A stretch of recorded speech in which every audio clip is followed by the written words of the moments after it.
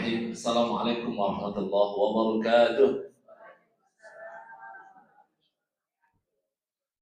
Ibu-ibu sehat semua ya? Alhamdulillah. Doa saya semoga ibu-ibu sehat dan datang ke sini memang betul karena butuh dengan ilmu Allah Subhanahu wa taala. Karena Allah sampaikan wa ma utitum minal ilmi illa qalila. Tidaklah aku berikan ilmu itu kepada semua manusia yang ada. Siapapun ulama yang katanya kutu buku, semua ilmu yang mereka miliki itu hanya sedikit bagi Allah. Sedikit saja. Kalau ulama yang banyak ilmu aja sedikit, apalagi kita yang belum jadi ulama. Kita masih baru, belum jadi ulama. Ya, kita bukan ulama, kita baru. Karena baru mau belajar ilmu. Ya. Betul Ibu? Nah, maka nawaitulillah, apalagi saya lihat ada yang bawa anak kecil ya. Masya Allah, barakallahu fiik. Alhamdulillah, Allahumma salli ala Sayyidina Muhammad wa ala ali Sayyidina Muhammad. Allahumma syfi'na fina bi syafaati Rasulika Muhammad sallallahu alaihi wasallam. Semoga Allah berikan kita izin mendapatkan syafaat Rasul Muhammad sallallahu alaihi wasallam. Saya baru pulang umrah. Yang kesekian kali saya umrah. Alhamdulillah. Sedikit sebelum kita bahas ini, setiap berziarah ke makam Nabi, saya pribadi nggak tahu yang lainnya. Walau dalam waktu yang sama, berulang kali berkunjung ke makamnya, ini belum melihat wajahnya, baru lewat kuburnya, air mata selalu berderai, nggak tahu dengar apa enggak Nabi. Assalamualaikum ya Rasulullah, itu pun susah, antri. Saya setiap baru antri aja Bu, itu baru antri ini, baru di luar, baru lihat kubah warna hijau aja, itu udah mulai menangis ya Allah. Karena bayangkan, apa yang saya bayangkan, ya Allah, kalau cuma kepengen nengok kuburanmu aja antri begitu lama ini. Apakah aku nanti dapat izin mendapatkan syafaat dalam antrian yang 50.000 tahun di mahsyar ini? Sekarang ini lagi rame kan orang maulid-maulidnya. Saya hanya mengingatkan kembali datangnya ibu-ibu ke sini karena cinta Nabi. Karena ingin belajar apa yang disampaikan oleh Nabi. Tumbuhkan cinta itu. Ditumbuhkan cinta, mahabbah kepada Nabi Muhammad SAW. Walaupun tidak semua di antara kita dapat syafaat. Itu yang saya tangis juga. Kita ini nggak semua dijamin dapat syafaat. Kenapa? Nabi sampaikan, ya Fatimah binti Muhammad. Wahai Fatimah, putri yang aku cintai. Salimin mali masih. Hari ini aku masih hidup. Apa yang kau mau dari hartaku, ambil semua yang kau mau. Tapi nanti fil akhirah la ughni anka minallahi syai'ah. Nanti di akhirat, Fatimah, putriku yang aku cintai, di akhirat di hadapan Allah aku nggak punya kuasa. Aku nggak punya otoritas untuk menyelamatkanmu, wahai Fatimah. Bagaimana saya nggak menangis mendapatkan riwayat itu? Saya bukan putra Muhammad. Saya bukan sahabat Muhammad. Saya bukan tetangga Muhammad. Bahkan saya nggak pernah melihat wajah Muhammad. Berkunjung ziarah masih antri. Allahumma salli ala Sayyidina Muhammad wa ala ali Sayyidina Muhammad. Kita salawat sedikit ya. Kita tumbuhkan cinta kepada Nabi Muhammad. Hadirkan dalam hati ini bahwa Nabi Muhammad kelak akan datang menyelamatkan kita semua. Sallallahu ala Muhammad. Sallallahu alaihi wasallam. Sallallahu ala Muhammad. Sallallahu alaihi wasallam. Sallallahu ala Muhammad.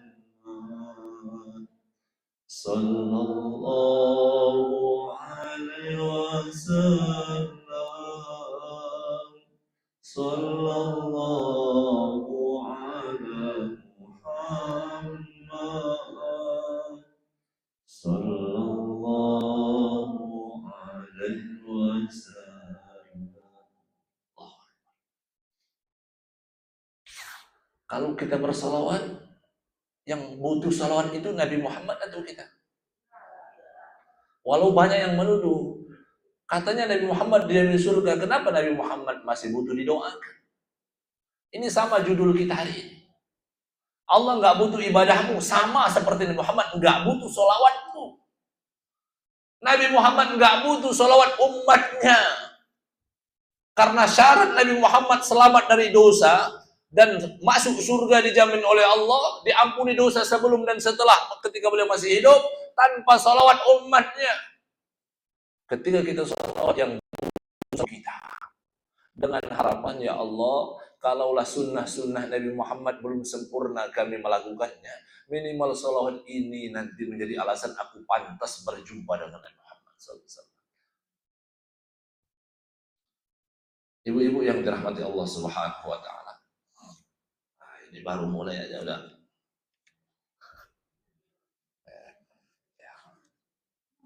Baik.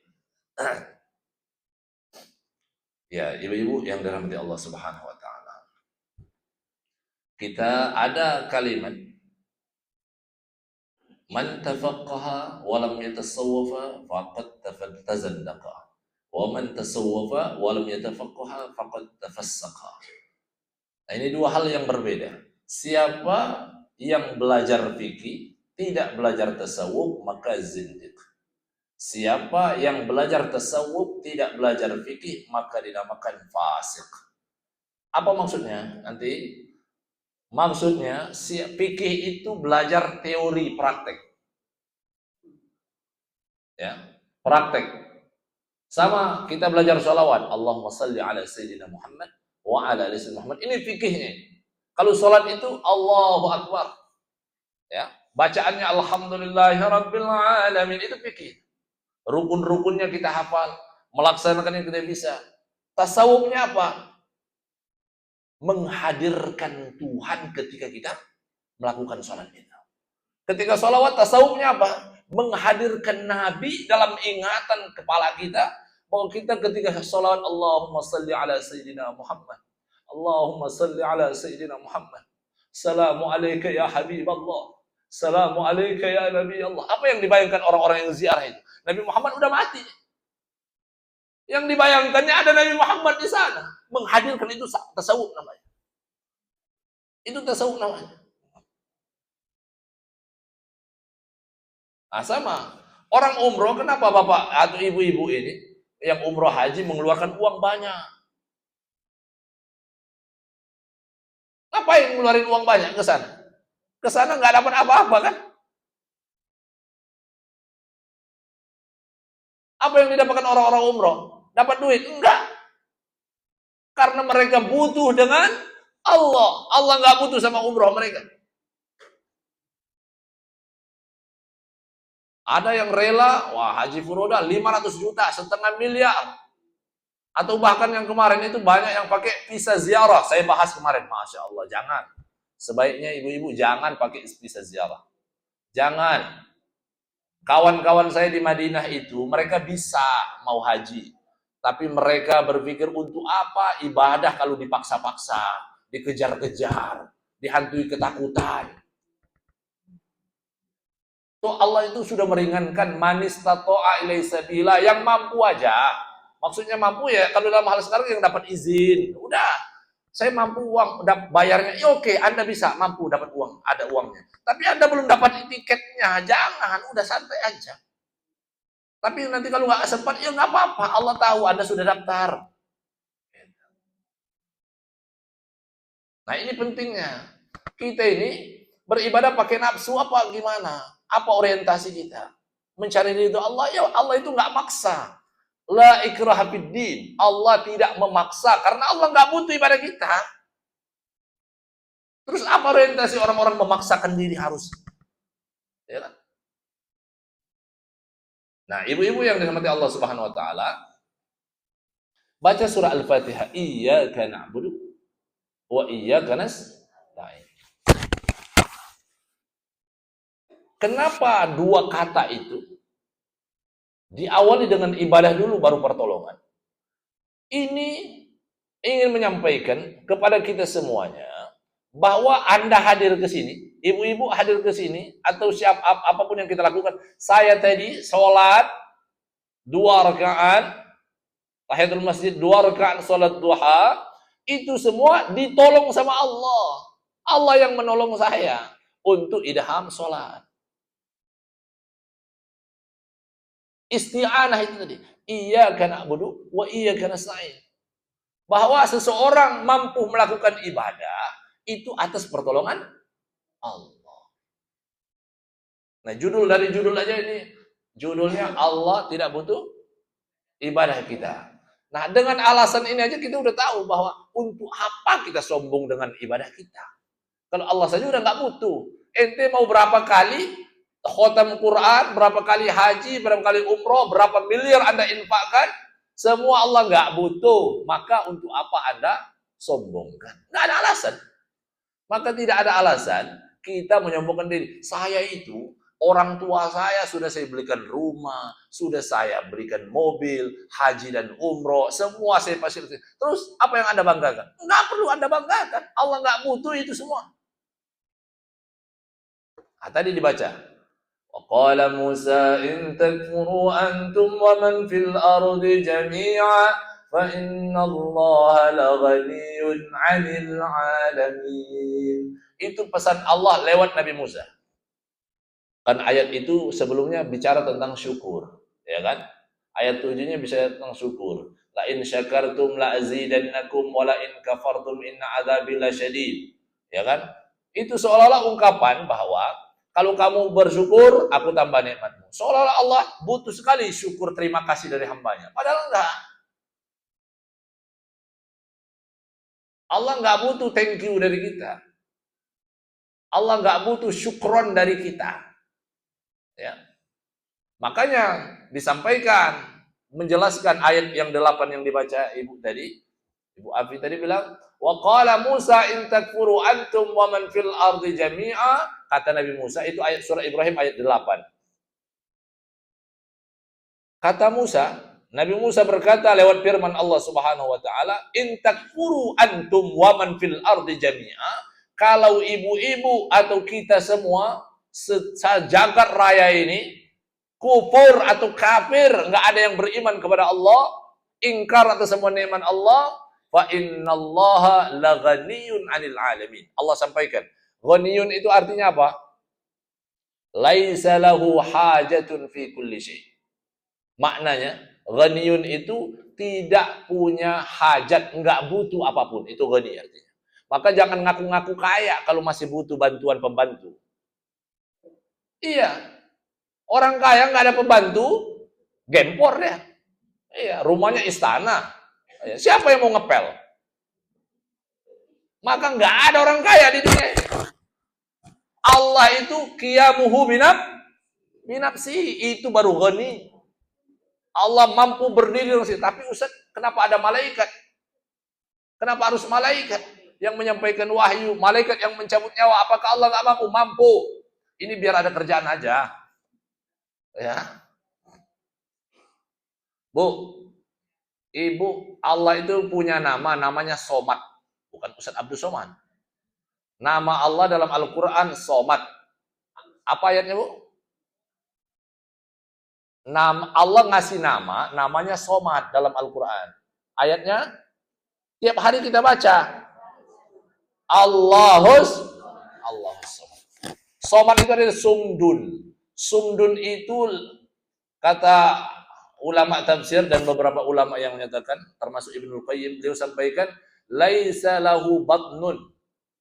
Sumdun itu sesuatu yang nggak punya rongga. Batnun itu perut. Makanya dikatakan bahwa malaikat itu laisa lahu sumdun. Malaikat itu nggak punya perut, nggak punya rongga, sehingga dia nggak punya nafsu makan. Nah Allah itu sama. As-Samad laisa lahu sumdun. Allah itu nggak punya kebutuhan kepada seluruh makhluk-makhluk yang ada. Allah nggak butuh semua, ya. Karena yang beribadah ini bukan kita aja. Yang beribadah kan bukan manusia aja. Dan kenapa alasan Allah nggak butuh manusia? Seandainya manusia sejagat raya ini nggak ada yang ibadah, emang makhluk Allah cuma manusia? Ibu yakin nggak jumlah semut itu lebih banyak daripada manusia? Semut itu jumlahnya lebih banyak daripada manusia. Maka kalaulah nggak ada manusia, ada semut, hamba Allah. Dan Allah sampaikan, tusabbihu, semua makhluknya, baik pepohonan, hewan melata, semua bertasbih kepada Allah Subhanahu wa taala. Manusia nggak mau ibadah, ada semut, ada tumbuhan, ada gunung-gunung, dan mereka semua bertasbih kepada Allah Subhanahu wa taala. Maka nggak usah sok dibutuhkan jadi manusia. Ya. Termasuk ini, contoh. Kalau ada orang zakat, infak, ini ibu sering infak ini. Di sini kan sering zakat, infak, santunan anak yatim. Kita memberi. Yang paling besar mendapatkan manfaat dari infak itu siapa? Yang menerima infak atau yang memberi infak? Harusnya semua kita berpikir yang memberi infak. Jangan dibalik. Kenapa? Karena dia harus bersyukur masih ada yang mau nerima infak. Seandainya nggak ada orang yang mau menerima infak, itulah haula wala quwwata illa billah. Dari mana kita mau mendapatkan pahala sedekah itu? Sedangkan kita ketika sudah mati nanti, yang kita ingin dibangkitkan hanya untuk minta kesempatan bersedekah. Fa asaddaqu wa akum minas salihin. Masya Allah. Maka, Bu, kenapa kita merasa bahwa alasan bahwa Allah itu nggak butuh sama ibadah kita, dan kita merasa butuh dengan ibadah itu? Ini tahu ini saya kaitkan sama umroh kemarin. Ibu-ibu, kalau kita umroh, kita ke Jabal Uhud, betul? Di Jabal Uhud itu ada siapa kuburan itu? Ada Hamzah. Dan sedikit yang tahu, ada Amr bin Jamu dalam perang Uhud itu. Ada Amr bin Jamu. Amr bin Jamu itu bapak-bapak yang kakinya sudah pincang. Ketika perang Uhud, dia bilang, uridul jihad, aku ingin ikut perang Uhud. Kata anaknya, ya abati, innaka marid, engkau itu sakit. Walaka udhrun, engkau punya uzur untuk tidak ikut. Karena ikutnya Amr bin Jamu itu tidak menambah kekuatan tentara itu, nambah ruwet ngurusin dia sebetulnya. Iya. Ya orang pincang gimana? Apa yang mau ditambah? Nambah kekuatan? Enggak, nambah repot yang ada. Iya. Tapi enggak. Saya harus ikut. Coba ibu, apa alasannya mau ikut itu? Alasan sahabat ini, Amr bin Jamu mau ikut itu apa? Dia butuh sama jihad itu. Dia butuh mati syahidnya itu. Maka Amr bin Jamu ikut, akhirnya diizinkan. Ikut, dan dia wafat di medan Uhud. Ketika Nabi mendapati bangun tidurnya, beliau sampaikan, saya sudah mendapati Amr bin Jamu lari kencang menuju surga Allah Subhanahu wa taala. Yang pincang, nggak bisa berjalan, nggak bisa lari dalam medan perang, tapi ternyata lari kencang ketika mati menuju surga Allah Subhanahu wa taala. Nah, pertanyaannya, kita ibadah ini butuh surga atau butuh Allah? Butuh surga atau butuh Allah? Ini kalau orang tasawuf, kita berkata, ngapain kita butuh surga? Bukankah surga makhluk dan kita makhluk? Kenapa kita adalah makhluk butuh makhluk juga? Saya tanya kembali, apakah surga itu abadi?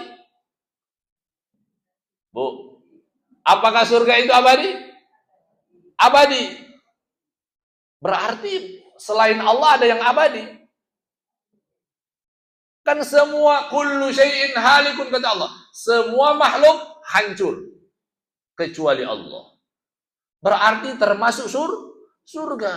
Wah, berarti Ustaz ada masa akhir yang enggak. Surga itu abadi atas izin Allah. Kalau Allah mau memusnahkan, Allah punya kehendak.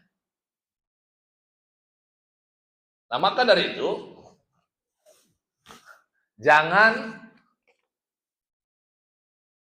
ragu untuk melakukan semua ritual-ritual yang ada. Ibu kalau sudah besok, yang belum contoh, belum sholat, hari ini sholat duha. Besok kan ada, besok lain cerita. Besok lain cerita. Kata Nabi, tidak akan beranjak satu jengkal pun di antara kalian nanti di akhirat sampai ditanya umurnya, ya kan, waktu mudanya, dan termasuk ilmunya. Nah, ini karena kita di majelis ilmu, termasuk ilmunya. Saya tanya, berapa tahun ibu-ibu ada di majelis taklim ini? Nggak usah dijawab. Hanya di bermuhasabah saja. Berapa tahun ibu-ibu ada di majelis ini? Dan berapa puluh ustadz yang sudah datang di majelis di Masjid Nurul Qalbi ini? Dan berapa ilmu yang telah disampaikan di majelis ini? Dan berapa ilmu yang sudah diamalkan oleh kita semua? Termasuk saya pribadi. Dan semua sayus'al, semua akan ditanyakan. Jangan kemudian, wah kalau gitu nggak usah banyak-banyak ilmu lah, biar nggak banyak pertanyaan. Nah, salah juga itu. Kalau begitu, kenapa ibu-ibu nggak berpikir kalau gitu nggak usah banyak-banyak duit, biar nggak dihisap. Kalau urusan duit tetap harus banyak, Ustaz. Karena mafi fulus mampus. Ada fulus mulus semuanya. Masya Allah. Ibu-ibu yang dirahmati Allah Subhanahu wa taala. Nah, kalau saya tanya apa orientasi kita hidup? Orientasi Allah penciptaan manusia apa? Tidaklah Allah ciptakan jin dan manusia kecuali untuk beribadah. Berarti tujuan memang Allah ciptakan kita ini untuk ibadah. Tapi bedanya Allah perintahkan, manakala Allah perintahkan seseorang, kita diperintahkan, kamu sholat, kamu puasa, kamu jangan maksiat.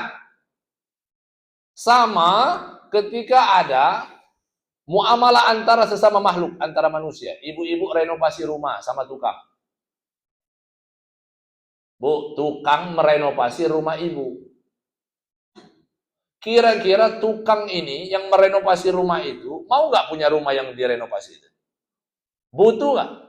Butuh. Beda sama Allah. Kalau kita, simbiosis mutualisme saling menguntungkan. Udah, kamu kerjain ini, tapi saya bayar. Allah enggak.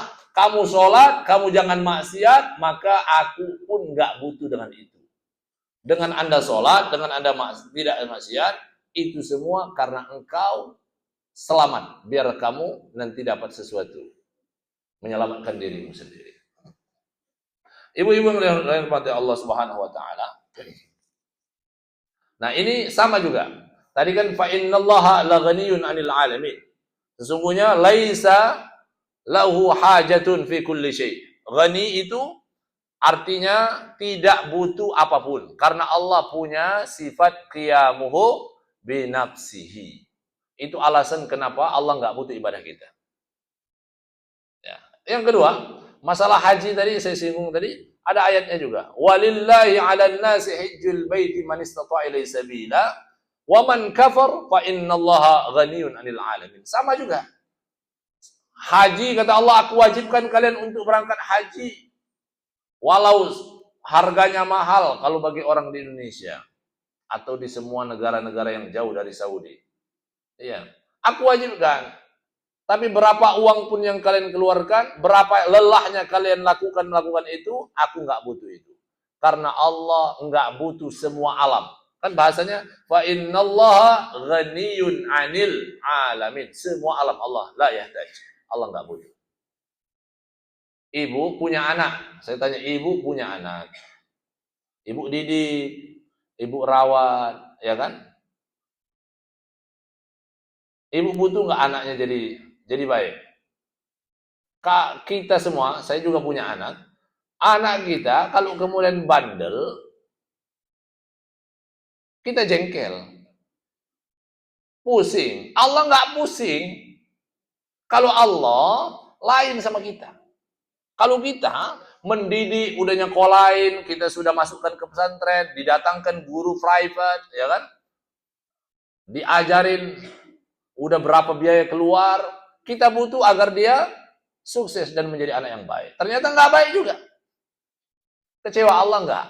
Allah beda. Makanya dalam hadis riwayat Abu Dzar Al-Ghifari, Allah sampaikan, hadisnya panjang. Ya ibadi, kullukum dhalun illa man hadaitu. Semua kalian itu sesat kecuali orang yang aku beri petunjuk. Dalam ayatnya, wa man ihtada fa innama yahtadi li nafsihi. Siapa yang meminta petunjuk berusaha. Wa man ihtada itu siapa yang berusaha meminta petunjuk kepada Allah. Ya Allah, tunjuki aku, bimbing suamiku, bimbing semuanya. Fa innama yahtadi li nafsihi. Sesungguhnya petunjuk itu untuk dia sendiri. Maksudnya kebutuhan petunjuk itu untuk dia sendiri, keperluannya, bukan untuk Allah. Sama dalam surah Al-Ankabut ayat 6 kalau nggak salah, wa man jahada fa innama yujahidu li nafsi. Nah, ini silakan dibuka surah Al-Ankabut ayat 6 kalau nggak salah ayat 6. Wa man jahada fa innama yujahidu li nafsi. Jadi ibu-ibu nanti jangan hitung-hitungan sama Tuhan. Karena bahasa Allah ini, waman jahada fa innama yujahidu nafsi. Siapa yang bersungguh-sungguh beramal ibadah, beramal soleh, bersungguh-sungguh berjihad, sungguh-sungguh ngurus anak bayi, capek-capeknya ini, fa innama yujahidu nafsi. Sesungguhnya jihadnya itu untuk dirinya sendiri. Karena makanya saya bilang ke istri, ngurus anak 3, anak saya sudah 3, alhamdulillah. Waduh, kan yang ngurus ibu-ibu ya. Bapaknya keluar mulu. Maka wajar kalau ibu-ibu akan bosan, jenuh, dan ngeluh. Maka motivasinya saya bilang ke istri saya, sabar nih, memang di sanalah letak surga. Makanya perempuan-perempuan itu lebih mudah masuk surga daripada laki-laki.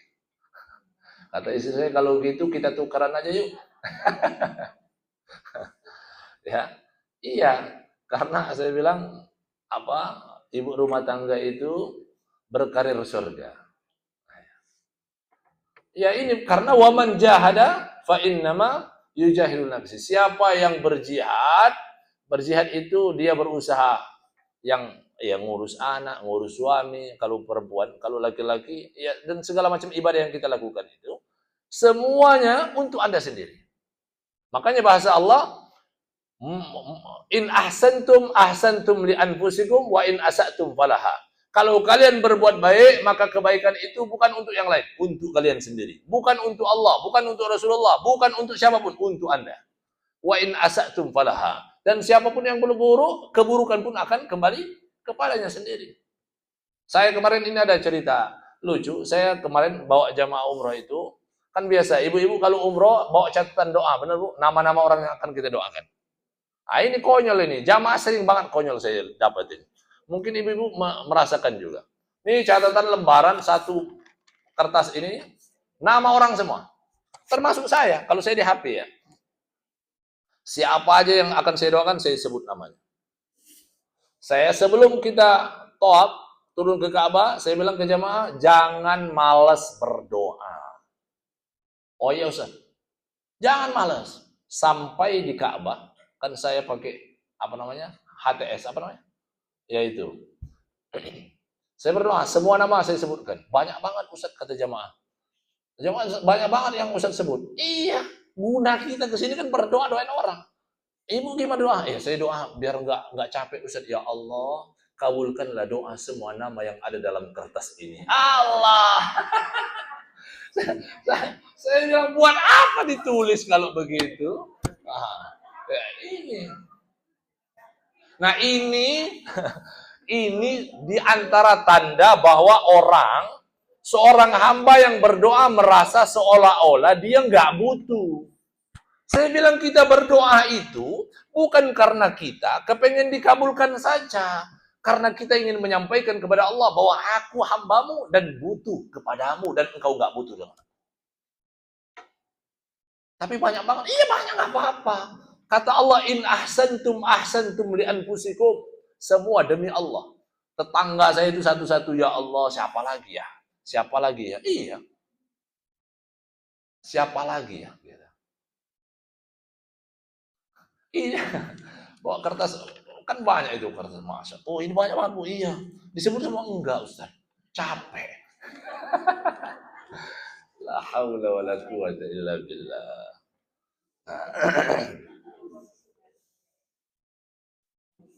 Nah, ini Allah sampaikan dalam hadis qudsi, Allah sampaikan, "Lau anna ya ibadi wahai hambaku, lau anna awwalakum wa akhirakum wa insakum wa jinnakum kanu ala atqa qalbi rajulin wahidin minkum ma zada dzalika fi mulki syai'an."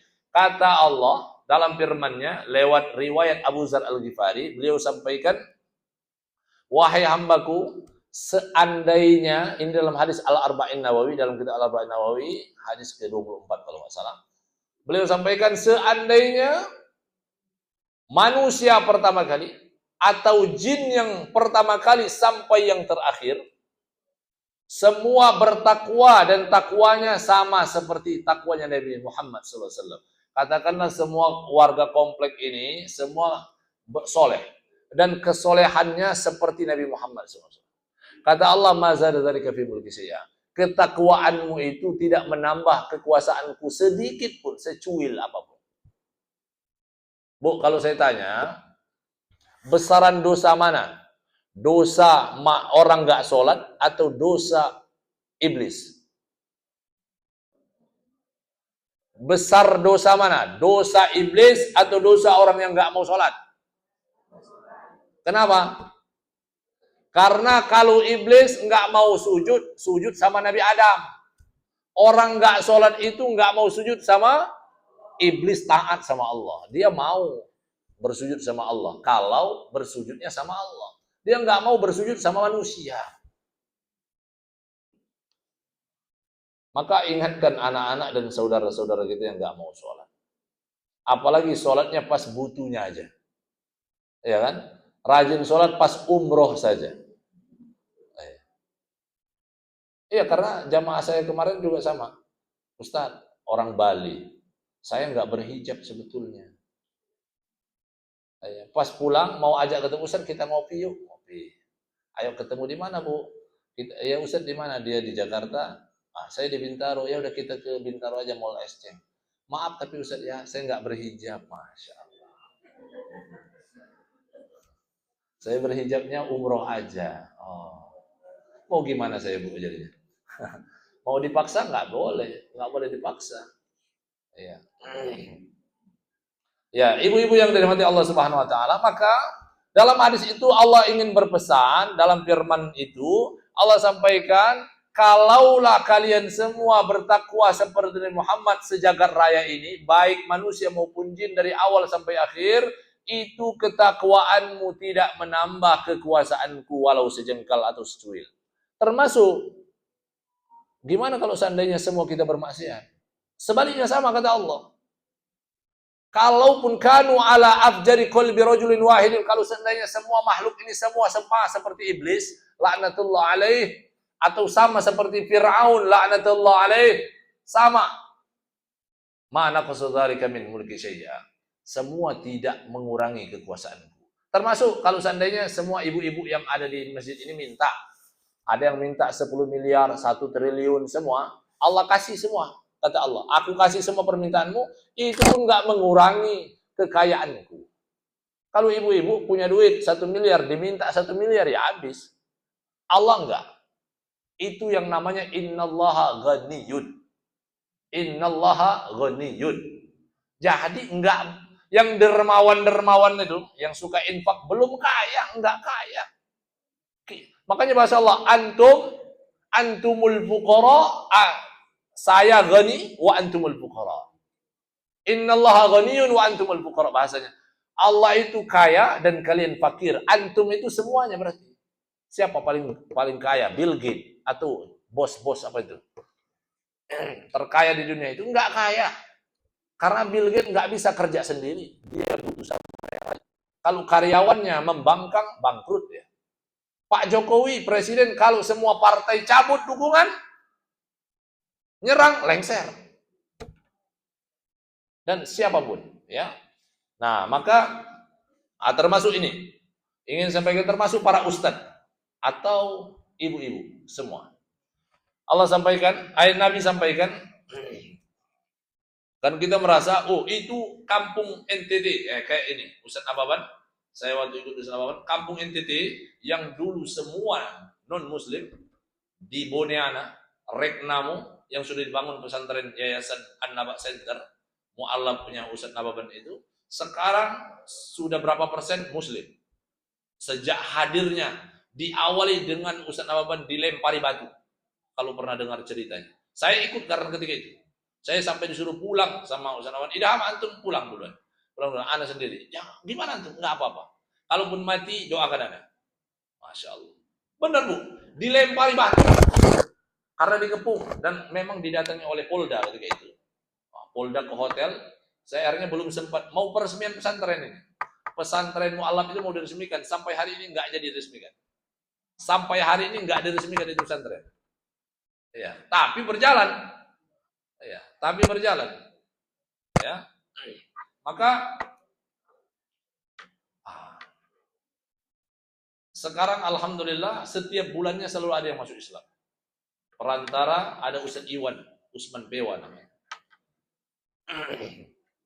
Maka kalaulah mereka semuanya, nah ini ingin disampaikan, nggak bisa Ustaz Nababan, saya atau siapapun yang merasa berdakwah atau ibu-ibu yang merasa punya yayasan di sini. Oh, itu Islam karena aku yang berdakwah. Enggak. Nabi sampaikan, la yablughu hadzal amru ma balaghal lail wan nahar. Sesungguhnya perkara agama ini, agama Islam, perkara agama Islam ini semua Allah sudah janjikan pasti akan sampai. Dakwah Islam ini pasti Allah akan sampaikan kepada seluruh manusia. Selama di tempat ada manusia itu ada siang dan malam. Artinya, walaupun nggak ada ustadznya, akan ada yang penting. Jangan ada yang merasa. Bahwa ketika berdakwah, sama. Anda berdakwah bukan karena mereka yang butuh. Tapi Anda yang butuh itu. Karena itu kewajiban. Kalau saya tanya, Bu, yang wajib berdakwah itu siapa? Bukan ustadz, ibu-ibu dan semua yang muslim. Semua kaum muslimin wajib berdakwah. Ya, dakwah itu kan mengajak, nggak harus ceramah. Ya, berdakwah itu nggak harus di atas mimbar, karena dakwah itu ada dua. Dakwah bil qaul, ada dakwah bil hal. Ada dakwah dengan ucapan, ada dakwah dengan mencontohkan. Ya. Yang lebih efektif dan efisien itu adalah dakwah bil hal, mencontohkan. Maka Nabi itu uswah. Daripada ngomong begini, efek kita lebih tersentuh mendengar atau melihat. Lebih sering melihat. Ibu-ibu lagi lupa diri, kita kurang bersyukur, tiba-tiba lihat anak-anak Palestina antri makan. Itu kan tanpa nasihat, tanpa kata-kata, hanya melihat. Iya. Ibu-ibu berziarah kubur, melihat orang mati. Itu kan nasihat, makanya nasihatun natiq wa ghairu natiq. Ada nasihat yang berbicara, ada yang nggak berbicara. Nah ini yang nggak berbicara ini lebih menyentuh daripada yang berbicara. Karena kenapa? Terkadang yang berbicara ini belum tentu mampu mengamalkan apa yang dia sampaikan. Yang membuat para jamaah yang mendengarkan, Allah Ustadz ngomong doang. Nah, daripada kita melihat langsung. Maka menjadi contoh itu lebih berat daripada ngasih tahu, nyuruh-nyuruh doang. Ya, maka jadilah, kalau bahasa kita, jangan jadi pemerintah. Pemerintah itu mudah, merintah doang. Sholat, ngaji, kita nggak ngaji. Ya. Nah, ibu-ibu yang dirahmati Allah Subhanahu Wa Taala. Nah, terakhir ingin saya sampaikan, Bu, bagaimana kalau seandainya ibu Allah sampaikan begini? Kalau kalian tidak sholat, maka siapapun yang nggak sholat akan saya butakan matanya. Kira-kira akan sholat semua apa enggak? Lah, tapi Allah sampaikan dalam Al-Quran, "Waman a'rada an dzikri fa inna lahu ma'isyatan dhanka wa nahsyuruhu yaumal qiyamati a'ma." Kata Allah, siapa yang berpaling dari berzikir kepadaku, zikir itu maknanya luas. Di antaranya sholat, di antaranya baca Al-Quran. Berarti siapa yang nggak sholat, siapa nggak berzikir, nggak baca Al-Quran, maka aku akan berikan kepadanya kehidupan yang sempit, dan aku akan kumpulkan dia nanti di hari yang panjang dalam keadaan matanya buta. Buta. Saya tanya, kalau buta di dunia, berapa tahun? Terbatas. Berapa tahun? 70 tahun, 80 tahun, katakanlah 200 tahun. Di akhirat ini janji Allah, kalau Anda nggak sholat, maka saya butakan matanya. Harusnya kalau dicamkan begitu, kira-kira ditulis, siapa yang nggak sholat, buta matanya, picak matanya, gitu. Naudzubillah. Picak apa artinya? Buta, bukan? Iya kan?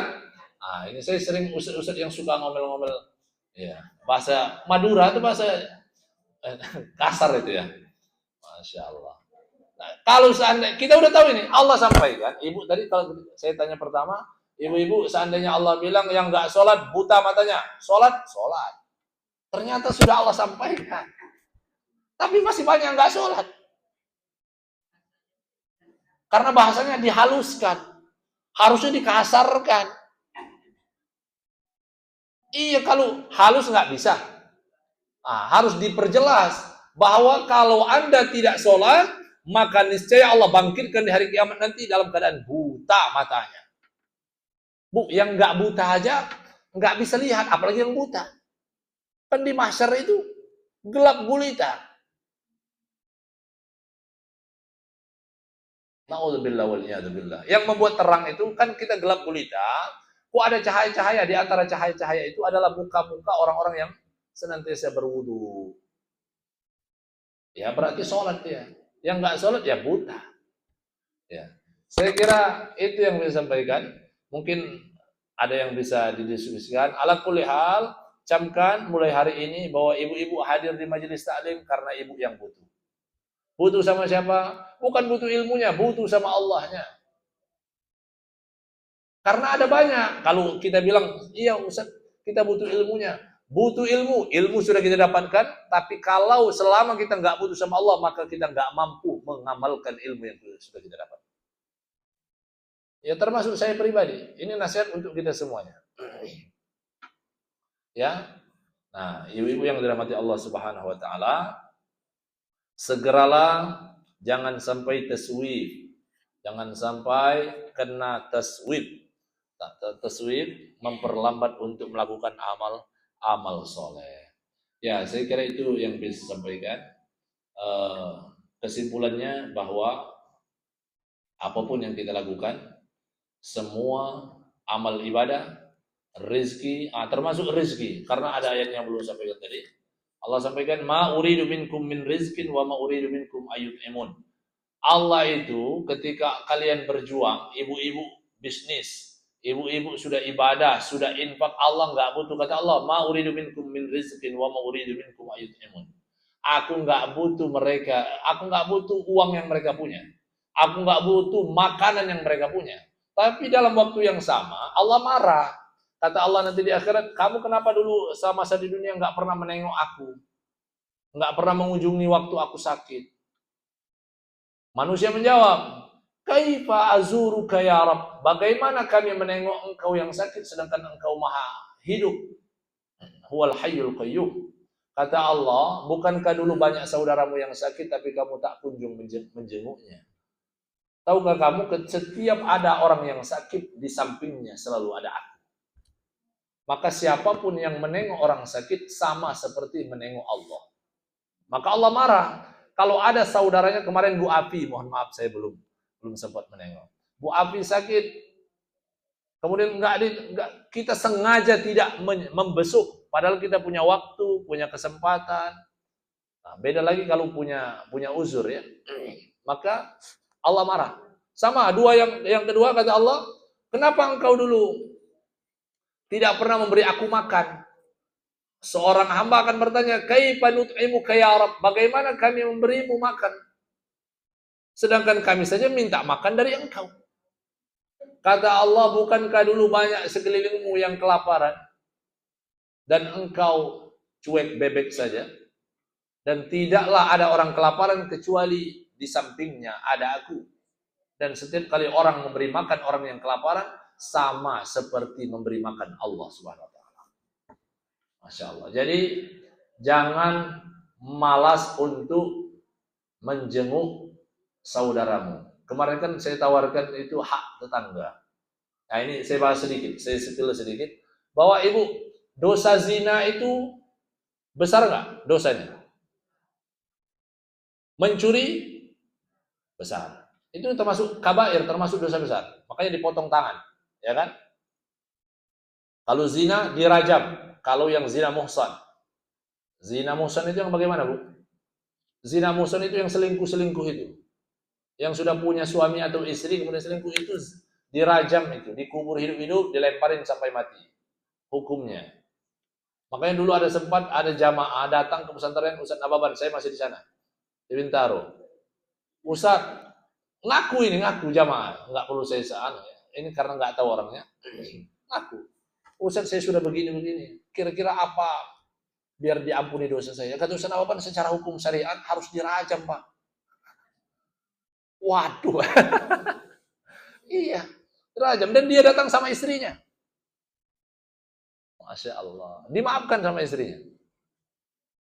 Kata Ustaz Nababan, karena di sini bukan syariat Islam, maka Bapak bertaubat saja. Sebaik-baik jangan diulangi lagi. Mohon maaf sama istrinya. Jangan diulangi lagi, lakukan kebaikan. Ya. Nah, ini ingin saya sampaikan itu. Kenapa saya singgung tadi? Zina itu dosa besar, mencuri itu dosa besar. Nah, tapi kata Nabi, siapa yang berzina 10 kali di luar, itu lebih kecil dosanya daripada berzina sama tetangga. Enggak pahami konteks hadisnya. Siapa mencuri 10 rumah di luar, lebih ringan dosanya daripada mencuri 1 rumah tetangga. Ini begitu besarnya hak tetangga untuk dilindungi itu. Yang sampaikan, ya. Nah, termasuk itu, kalau ada sakit, tetanggamu sakit. Karena kemarin ada jamaah yang datang ke saya, ibu-ibu, Ustaz. Pas pembahasan itu lagi, habis pembahasan, Ustaz, saya nggak malu bertanya depan umum. Saya mau tanya, besok saya kan mau acara nikahan. Tapi saya habis berantem sama tetangga, samping rumah. Gimana Ustaz? Harus diundang apa enggak? Nah, ini. Ya saya bilang, ini kan hak dia. Maka ibu yang harus menunaikan haknya. Undang. Kalau dia enggak, tapi jangan berharap dia datang. Yang penting haknya sudah ibu tunaikan. Karena dalam hadis yang lain disampaikan bahwa yata'allaq, tetangga itu sama tetangganya itu akan saling tuntut di akhirat. Nah, maka saling jagalah ya. Tetangga itu bukannya 1 rumah di samping aja. Berapa ukuran tetangga? 40 rumah, kanan kiri, depan belakang. Itu tetangga. Ini sekomplek ini tetangga semua namanya. Gitu loh. Bukan tetangga tentang kanan kiri yang jauh, enggak, tetangga. Bahkan ibu bilang komplek samping ya tetangga juga harusnya. Iya. Dan doa juga doain tetangganya. Yang baik-baik, jangan syukurin. Gawat itu, Masya Allah. Ya, ibu-ibu yang dirahmati Allah Subhanahu Wa Taala, ala kulli hal, lakukanlah semua amal ibadah yang kita lakukan dan tanamkan dalam diri kita bahwa apapun yang kita lakukan itu untuk kita sendiri. Kita yang butuh, saya harus berimpak, lakukan. Saya harus ini, karena kita yang butuh. Kita yang butuh. Saya ingatkan lagi, ibu yang katakan belum sholat, besok aja, besok lain cerita. Hari ini akan dihisap. Setiap harinya beda. Kita yang datang ke sini, ibu-ibu yang datang ke sini, kita sama-sama datang, sama-sama ngaji, sama-sama dengarkan ilmu, sama-sama dengar ayat Al-Quran. Beda timbangan pahalanya. Allah itu innahu khabirum bima ta'malun. Allah tahu siapa yang niatnya 100%, 90%, 80%. Iya, beda. Umroh bareng-bareng, sama juga. Beda, pulang-pulang beda. Sama-sama mabrur umrohnya, tapi kok pahalanya beda-beda. Innahu khabirum bima ta'malun. Allah itu maha teliti. Makanya walikullin darajatun bima ta'malun. Makanya Allah kasih derajat di surga itu. Ya, karena itu tadi. Ya. Saya kira itu saja yang bisa disampaikan. Mudah-mudahan yang sedikit mampu kita amalkan. Ya. Poin daripada yang saya sampaikan adalah hadirkan kebutuhan diri setiap kali kita beramal kepada Allah Subhanahu wa taala. Bukan Allah yang butuh, tapi kita yang butuh. Allah nggak butuh sama kita, sama sekali. Saya kira itu. Ada yang mau ditanyakan? Kalau tidak, kita akan tutup dengan doa. Ya, ibu-ibu, ada yang bertanya? Kan yang tadi itu kan yang Ustaz bilang siapa yang berpaling jika surah apa? Oke. Waman.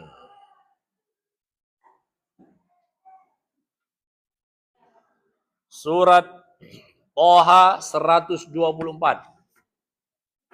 Surat Toha 124. Menariknya dalam satu waktu ayat itu seolah-olah menyulitkan manusia ya. Tapi dalam ayat Toha ayat yang kedua itu padahal Allah sampaikan ma anzalna 'alaikal qur'ana tashqa. Al-Qur'an turunkan itu bukan untuk menyulitkan hambanya. Silakan Ibu. Assalamualaikum warahmatullahi wabarakatuh. Waalaikumsalam. Ustaz tadi yang disampaikan Ustaz mengenai taubat itu sangat menarik sekali Ustaz. Jadi karena kami juga sudah usianya sudah asal dan mungkin. Nah itu cara-cara bertaubat itu yang saya baca itu taubat itu tidaklah mudah Pak Ustaz. Jadi katanya kita harus orang yang dipilih oleh Allah, orang yang taubatnya akan diterima. Terus yang kemudian kita tuh harus selalu beristighfar karena Nabi pun yang sudah dijanjikan Allah akan masuk surga selalu beristighfar minimal berapa 70 atau 100 kali sehari. Kemudian satu lagi beramal soleh, Ustaz. Nah itu yang bagaimana cara-cara yang biar dapat kami lakukan untuk taubat itu, Ustaz. Terima kasih ya. Oke. Iya. Karena sebetulnya untuk bertaubat tidak memandang usia. Memang bagi kami, katakan siapapun, nggak harus kami, bagi orang yang merasa umurnya masih muda, ketika melihat orang yang lebih dewasa, dia harus cemburu sama orang yang dewasa. Apa di kepalanya enak sekali ya ibu atau bapak sudah banyak pahalanya. Yang umur sudah lebih dewasa melihat orang yang lebih kecil daripada dia akan berpikir positif juga. Masya Allah enak sekali ya, kamu masih sedikit dosanya. Iya, dibalik cara berpikirnya. Nah, persoalannya untuk bertaubat bukan persoalan umur atau tidak umur, sudah tua atau masih muda. Karena semua kita berpotensi untuk berdosa. Ya kan? Nah, pertanyaan Ibu tadi bagaimana? Karena tobat itu tidak semua diterima oleh Allah Subhanahu wa taala. Ya. Dan kita nggak tahu sampai kita mati kapan tobat kita diterima atau tidak. Yang pasti kita beruntungnya sebagai umat Nabi Muhammad punya 4 karomah, 4 kemuliaan umat Nabi Muhammad. Di antaranya aina asa wa aina taba Allah alaih. Di mana dia bermaksiat, di mana dia bertaubat, di sana Allah terima taubatnya. Itu keutamaan umat Nabi Muhammad. Itu karomahnya umat Nabi Muhammad. Ya. Nah, pertanyaannya, apakah taubat cukup dilakukan sehari? Enggak cukup. Enggak cukup. Ibu, orang punya salah. Ini saya analogikan. Ibu punya pembantu, ibu punya anak, punya murid, atau punya anak buah. Dia berbuat kesalahan, mencuri, minta maaf, langsung dimaafkan. Oke, dimaafkan. Tapi belum diampuni. Karena akan dilihat. Berapa lama setelahnya, apakah diulang apa atau tidak? Ya kan? Kalau memang totalitas diulang, oh berarti sudah. Dia hilang kecurigaan dia sama orang yang bersalah tadi. Sama Allah. Allah pun begitu. Makanya Nabi Adam, berapa tahun dia bertaubat, Ibu? 40 tahun.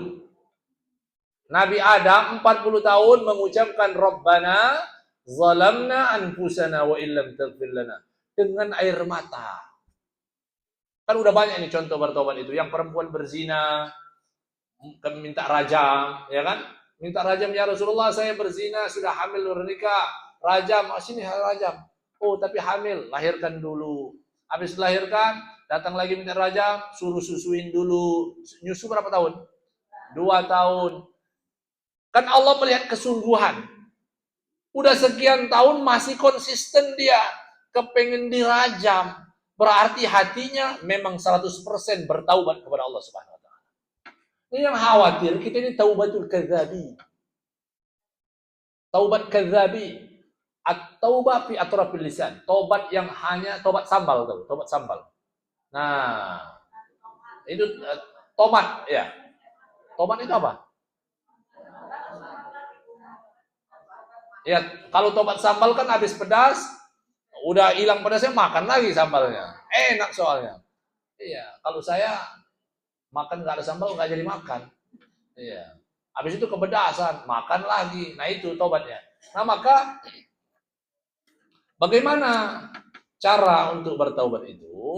Saya kan alumni pesantren. Kemarin kumpul alumni pesantren, angkatan saya alumni Gontor di pesantren saya, semua kumpul. Para pengusaha-pengusaha, ya, kumpul. Kemudian umumnya banyak yang berubah. Ke pesantren, ngumpul di pesantren celana pendek. Saya kaget, padahal alumni pesantren, kawan-kawan saya. Saya berharap sebetulnya minimal mereka, kalaupun di luar pakai celana pendek, masuk pesantren saya menghargai pakai celana panjang. Atau minimal dia pinjam sarung ke saya gitu untuk menutup itu. Tapi enjoy. Nah ini nih maksud saya urusan sama itu tadi. Ini pergeseran cara berpikir itu karena lingkungan. Dia kan sudah punya circle baru. Dan mereka cerita bagaimana circle-circle mereka. Oh berat, lingkungan pengusaha itu. Dengan begitu saya bersyukur. Alhamdulillah. Ente apa kerjanya damai? Ngajar ngaji. Tiap hari ya gini-gini aja. Gitu.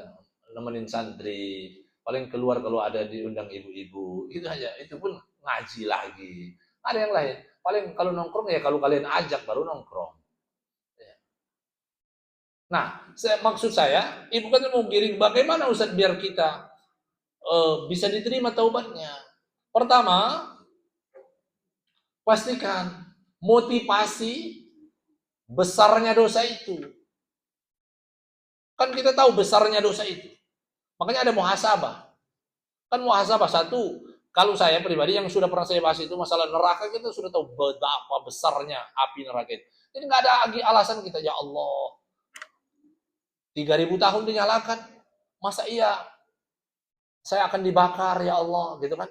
Masa iya terus bertaubat? Saya kan kemarin sama, setiap kali umroh, ketika dari rukun Yamani ke Hajar Aswad itu kan doa sabu jagat. Rabbana atina fid dunya hasanah wa fil akhirati hasanah. Itu enggak nangis saya. Nangis saya di mana? Di ujung. Ketika kalimat waqina adzabannar. Waqina adzabannar. Waqina adzabannar. Waqina adzabannar. Ya Rabb, waqina adzabannar. Itu yang saya menangis. Demi Allah.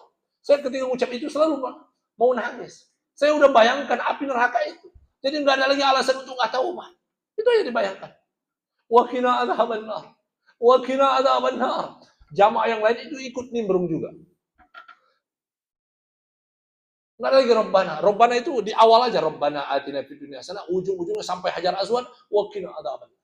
Waqina adzabannar. Waqina adzabannar. Ya Allah, dunia ini sudah engkau jamin. Aku hanya berusaha aja. Di akhirat nanti kalau engkau nggak selamatkan aku di neraka ya Allah. Kalau hari ini taubatku nggak engkau terima ya Allah. Waqina adzabannar. Itu. Kan kita sudah tahu bahwa dahsyatnya api neraka itu meleleh otaknya, tembus ke ususnya. Kan udah sampai gitu. Itu paling ringan itu. Otaknya meleleh, ususnya hancur, dan itu tembus sampai telapak kaki. Maaf, bukan ke dubur, ke telapak kaki. Begitu hancurnya itu. Ketika ditanya, ini azab yang paling berat? Enggak. Ini akhafu minal azab. Yang paling ringan begitu. Maka masih ada alasan untuk nggak mau bertaubat. Masih mau bertaubat sambal. Na'udzubillah, summa na'udzubillah. Nah, satu itu. Kedua, ibu ukrima man kasura dzikrul maut. Sering-sering melayat, sering-sering berziarah. Karena disampaikan, siapa yang sering-sering mengingat mati, dia dimuliakan dengan 3. Yang pertama, dia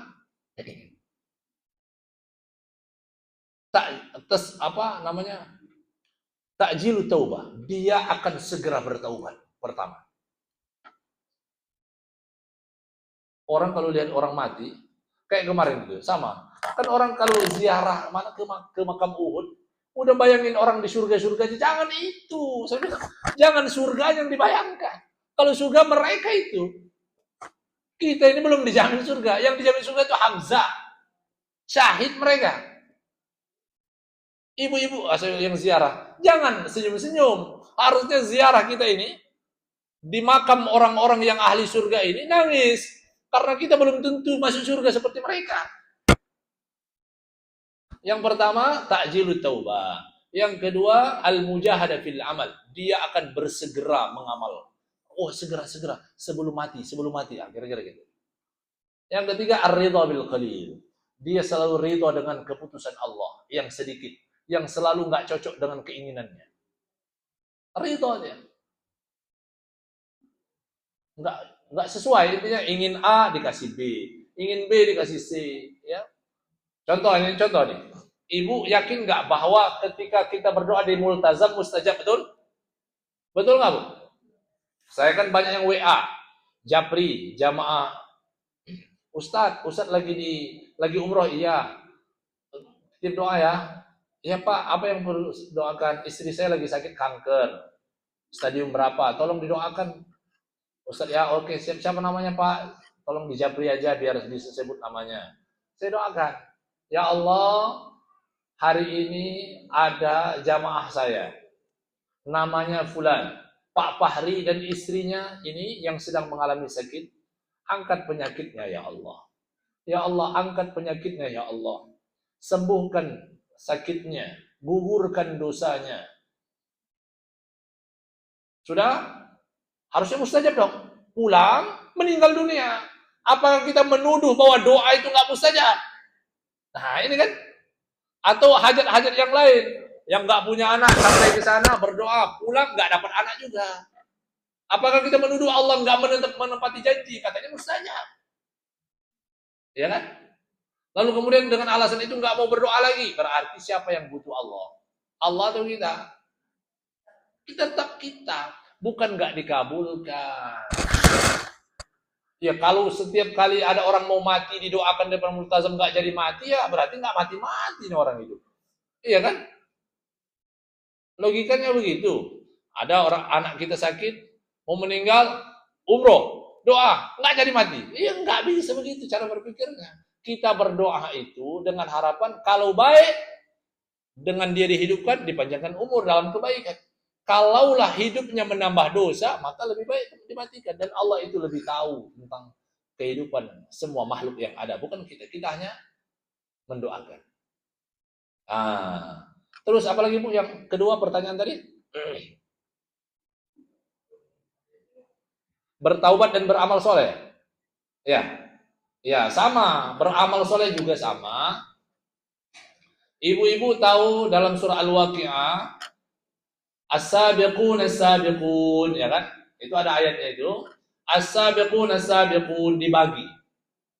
As-sabiqun as-sabiqun orang yang pertama kali masuk surga. Sampai Nabi berdoa, ya Allah, tolong jadikan rubu'un min ummati. Yang pertama masuk surga itu seperempat, rubu'un seperempat ya. 1/4 dari umatku ya Allah. Kurang. Habis itu berdoa, ya Allah, sulus min ummati, 1/3 dari umatku ya Allah. 1/2 dari umatku ya Allah. Nabi saking berharapnya, orang-orang yang pertama kali masuk surga itu. Karena as-sabiqun itu tafsirnya banyak. Di antaranya yang paling kuat itu adalah umat-umat terdahulu. Dari setiap nabi itu ada umat-umat duluan, ya kan? Ada orang-orang yang beriman duluan. Dan mereka setiap kali umatnya yang duluan beriman, dia yang duluan. Nah, termasuk umat Nabi Muhammad berarti Siti Khadijah, Siti Aisyah, Abu Bakar, itu kan. Nah, sedangkan Nabi Muhammad berharap tidak sedikit. Walau dalam riwayatnya kita tahu 70.000 orang yang masuk surga tanpa hisab. Nabi berharap lebih dari itu. Ya.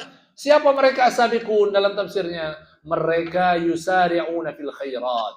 Mereka yang bersegera melakukan kebaikan, tidak menunda-nunda. Jadi ibu-ibu, kalau ada peluang beramal apapun itu, ada orang kesusahan, ada yang membuka open donasi, gas, ada open donasi, ikut, ada peluang sosial, ikut, ada majelis, ikut aja semua. Kan itu peluang namanya, itu namanya yusari'una fil khairat, itu as-sabiqun. Tanamkan ketika ikut itu, wah, ini saya kepengen duluan masuk surga. Itu motivasinya. Jadi, nah, tapi jangan selalu berharap untuk dibalas di dunia. Ya, di dunia ini udah pasti intinya. Di dunia sudah Allah jamin, udah selesai urusannya. Udah selesai. Jadi cukup saya kira ibu-ibu mencari amalan-amalan yang memotivasi untuk Ustaz, apa zikir yang kira melancarkan rezeki? Boleh, tapi jangan sampai melunturkan, menggugurkan, minta pahala di akhirat. Itu yang saya khawatirkan. Ya, kalau hanya sekedar, jangankan balas di dunia, yang cuma minta surga aja masih levelnya di bawah. Surga makhluk, surga itu makhluk, kita makhluk beramal untuk Allah. Mintanya bukan Allah, mintanya makhluk Allah juga. Yang sama-sama bisa dimusnahkan. Surga itu dimusnahkan bisa kalau Allah berkehendak. Ya, maka kalau surga menjadi abadi itu atas izin Allah Jalla wa Ala. Ya, ada lagi? Saya kira itu Ibu ya. Ada lagi Bu? Enggak ada. Ya, mangga.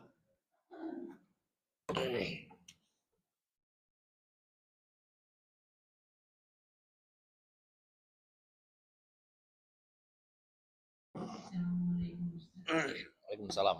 Terkait hak tetangga, jika ada tetangga yang meninggal, tapi rumahnya kita agak jauh, atau yang meninggal itu kita sebetulnya tidak kenal, wajibkah kita ke sana ya? Atau bolehkah umpama kita tidak mementingkan atau tidak menggerakkan, atau mungkin malas-malasan ke sana, nggak usah. Dan yang kedua tentang ingin ikut berdonasi seperti itu kan harus ada modal dana. Kalau memang kita cuma sekedar pas-pasan untuk seperti itu, berat atau memang mungkin adanya seperti itu, bagaimana bisa berdonasi seperti yang ditentukan di situ? Oke, baik. Waalaikumsalam warahmatullahi wabarakatuh. Ya, baik. Kalau tetangganya ada undangan, kemudian undangan ya tadi.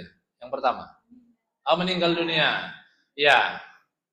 Kalau tetangganya meninggal dunia, kemudian kita mau ikut melayat tapi kita nggak kenal. Akhirnya ya udahlah nggak usah. Ya kan? Kenapa makanya? Maka tetangga itu nggak kenal kalau dia tetangga Anda, maka haknya tetangga ini saya bacakan. Pertama, berat tetangga itu haknya. Yang pertama paling berat ini. Kemarin ibu-ibu semua protes.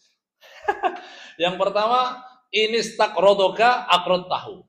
Kalau dia mau pinjam uang, mau bayar utang, maka pinjamin. Bayarin utangnya kalau mampu. Kalau nggak mampu ya minimal tunjukkan kepedulianmu terhadap tetangga. Kasih solusi, ya, kasih nasihat. Oh kamu mungkin kesini, mungkin kalau untuk sekarang saya mungkin belum bisa, gitu kan? Karena saya sendiri juga masih banyak cicilan, sama kita, sama-sama punya utang, gitu kan? Ini maksudnya orang-orang yang terlilit utang ya, bukan yang punya cicilan tapi mampu membayarnya, bukan. Itu. Nah, dan diantaranya tadi, wa in mata syahid tahu. Kalau tetanggamu mati, ada yang meninggal, maka Anda harus ikut mengurus jenazahnya. Kalau Anda mampu. Setidaknya kalau Anda nggak mampu, udah Anda kirim apalah bantuan. Bentuk perhatian sebagai tetangga. Itu hak yang harus kita tunaikan. Gitu. Hak apakah muslim saja? Enggak. Non-muslim pun iya. Sama. Muslim sama non-muslim sama tetangga, tapi beda haknya. Kalau yang muslim itu hak tetangga itu ada 3 macam. Ada yang punya 3 hak, ada yang punya 2 hak, ada yang 1 hak. Yang 3 hak itu adalah dia tetangga, dia muslim dan dia kerabat kita. Kerabat itu siapa? Saudara. Sudah muslim, saudara dan dia tetangga. 3 haknya. Ada dia punya hak 2, hak tetangga sama muslim.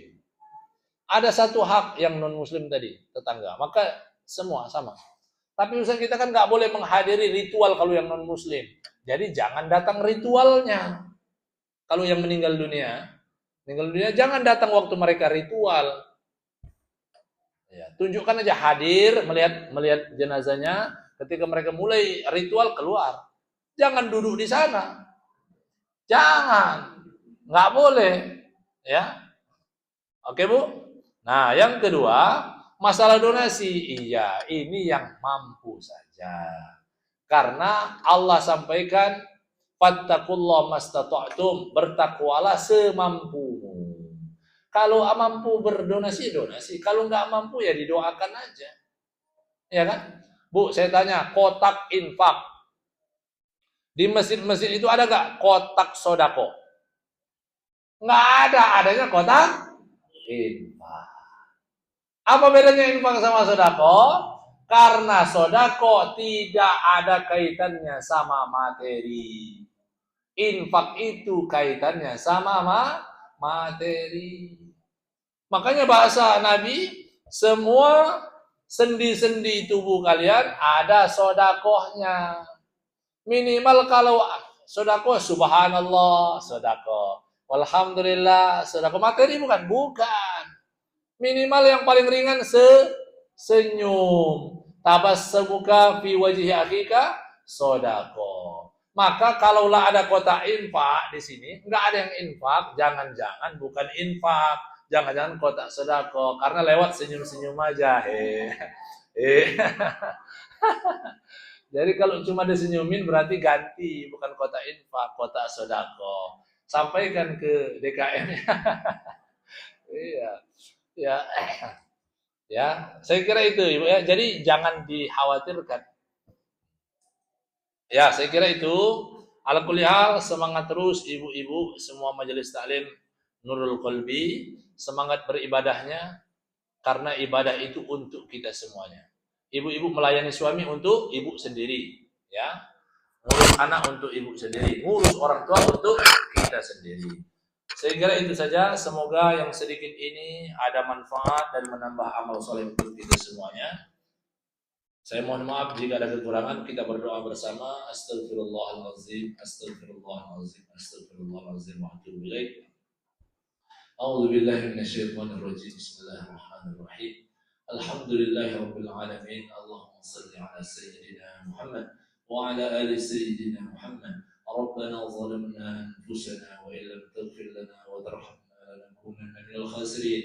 Ya Allah, kalaulah banyak dosa yang belum terampuni sampai duha ini, kami mohon jadikanlah permohonan ampun kami ini permohonan yang Engkau dengar, yang dengan istighfar kami pagi ini Engkau ampuni dosa-dosa kami yang banyak ini ya Allah.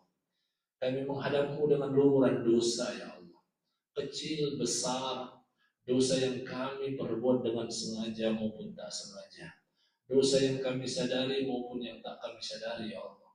ampuni dosa kami. Allahumma ighfir lana dhunubana wa tub alaina ya maulana innaka antat tawwabul ghafur. Ya maulana innaka antat tawwabul ghafur. Terima taubat kami ya Allah. Terima permohonan kami ya Allah. Innaka antas samiul alim. Engkau zat yang maha mendengar. Engkau zat yang maha mengetahui. Engkau tahu kami banyak dosanya. Engkau tahu kami banyak maksiatnya. Engkau tahu kami banyak kufurnya dari syukurnya. Engkau tahu kami banyak maksiatnya dari taatnya. Engkau tahu kami banyak lupanya dari ingatnya. Engkau tahu kami banyak jauh meninggalkanmu daripada mendekatkan dirimu ya Allah. Rabbana taqabbal du'a innaka antas samiul alim wa tub alaina ya maulana innaka antat tawwabur rahim. Allahumma taqabbal minna salatana wa siyamana wa ruku'ana wa sujudana wa tammim taqsirana. Ya Allah ya arhamar rahimin. Terima salat kami, puasa kami, sujud kami, tilawah kami, sedekah dan semua amal soleh kami. Dan sempurnakan kekurangan-kekurangan di dalamnya ya Allah. Ya Allah ya Rahman, Rabbana atina fid dunya hasanah wa fil akhirati hasanah wa qina adzaban nar. Sallallahu ala sayyidina Muhammad wa ala alihi wa sahbihi wa barak wa sallam. Subhana rabbika rabbil izzati amma yasifun. Wassalamun alal mursalin walhamdulillahi rabbil alamin. Astagfirullah, saya mohon maaf dan diantaranya segera memaafkan. Nah, itu juga sama, segera memaafkan. Wassalamualaikum warahmatullahi wabarakatuh.